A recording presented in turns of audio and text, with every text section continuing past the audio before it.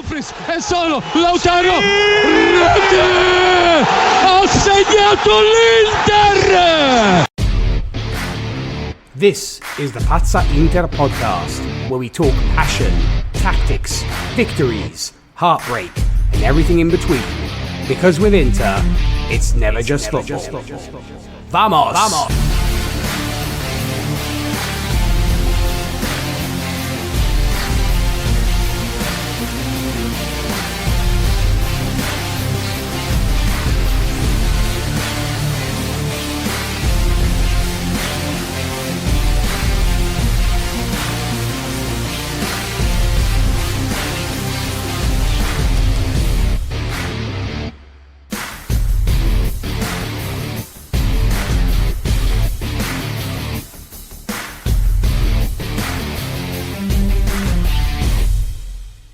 Well, ciao my people, and welcome to the Pazza Inter podcast. I'm your host, DJ Nik, coming at you from Milan, the home of the boys in black and blue.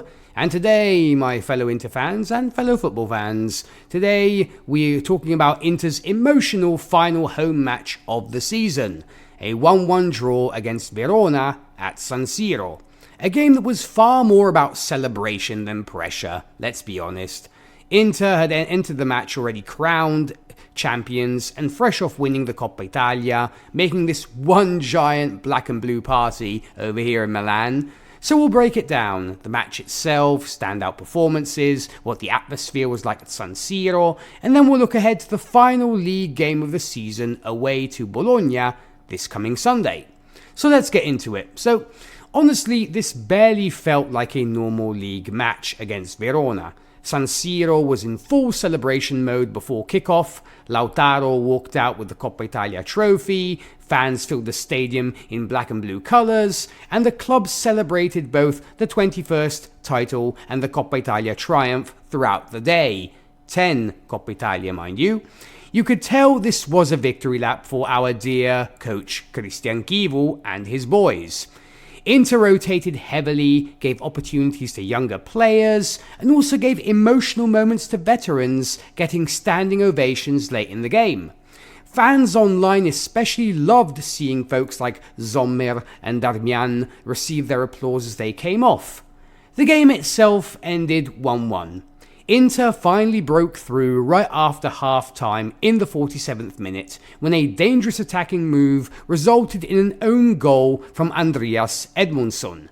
Officially it goes down as an own goal, but the pressure came from Inter's attacking movement and aggressive start to the second half. For most of the match, Inter controlled possession and looked very comfortable. Lautaro captained the side again, while younger names and squad players got meaningful minutes. There was a lot of tension on Andy Diouf, Mosconi, Carlos Augusto, and the overall squad depth. Inter supporters online were especially encouraged by Mosconi's cameo, as was I, with many fans saying he looks like a real player for the future. I think this kid definitely has something. Diouf also received praise for one of his strongest performances in an Inter shirt so far, and fans highlighted his athleticism and creativity, even if consistency is still developing. But then came the late twist. In stoppage time, the 91st minute, Kieran Bowie equalised for Verona after Inter switched off defensively. It did spoil the clean sheet, and we did feel a little bit bad for Di Gennaro, our third goalkeeper who was in for this game, and denied the team a home victory in the final match at San Siro this season. Still, nobody inside the stadium seemed too devastated. The title was already won, the cup was already won, this was a celebration first and a football match second. When it comes to squad rotation, Chivu clearly prioritised rest and recognition. Inter used several non-regular starters and rotated heavily after clinching both trophies. Once again, fans online repeatedly pointed out this was nowhere near Inter's strongest 11, and I tend to agree. That's important context for the result. Even in a relaxed atmosphere though, Lautaro continued to set the tone. The captain brought energy and movement and emotion to the occasion. The image of him presenting the Coppa Italia trophy before kickoff was one of the defining moments of the day. When it comes to the youth movement, one of the most encouraging things for us Inter fans is that several young players looked comfortable in this environment. Mosconi in particular generated excitement among supporters, while Diouf's development continues to trend positively, and I hope he'll stay for next season. For a team already winning trophies, integrating young talent is exactly what supporters want to see heading into next season. Looking ahead now to the final game of the season against Bologna, attention turns to this final match day. Inter will travel to Bologna on Sunday, May 24th. And while Inter have already secured the title, Bologna still have plenty to play for in terms of finishing position and ending their season strongly.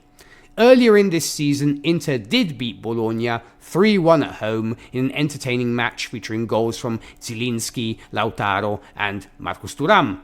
This upcoming feature I think feels interesting for a few reasons.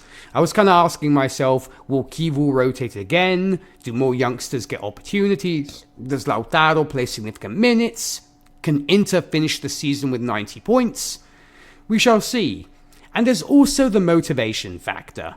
Champions often relax after securing the title, but great teams want to end the season with momentum and professionalism. Inter already delayed Napoli's Champions League qualification race earlier this month with a loss to Bologna, so this is not an opponent they'll overlook completely. Bologna are a dangerous side when they press aggressively and attack in transition, but I think Inter's overall quality and depth should still make them favourites, especially if key starters return to the lineup. I know Lautaro does want to play this game. So even though Inter only drew 1-1 with Verona, the result barely mattered. The real story was the atmosphere, the trophies, the celebrations, the fans, and the feeling that this team has built something special again. A domestic double, another Scudetto, another Coppa Italia, and now one final game remains before the summer begins, and of course, big excitement for the World Cup next month. Inter fans, of course, have plenty to celebrate, so let's definitely celebrate this because middle of August, or should I say late August, is when the new season will begin, and so we shall see. We'll have to hold on to the titles that we did win, so let's definitely enjoy it while we've got it. Hopefully we'll be able to repeat a double, or heck, maybe even a treble, if we can finally bring the Champions League home. Well, that's it for today's episode of the Pazza Inter podcast. Remember, of course, with Inter, it's never easy, it's never calm, and of course, it's never boring, but we wouldn't have it any other way. As always, share the podcast with a fellow Inter fan or football fan, and I will see you next time. I have been your Italian DJ Nik. Thank you for listening, and as always, Forza Inter. Vamos!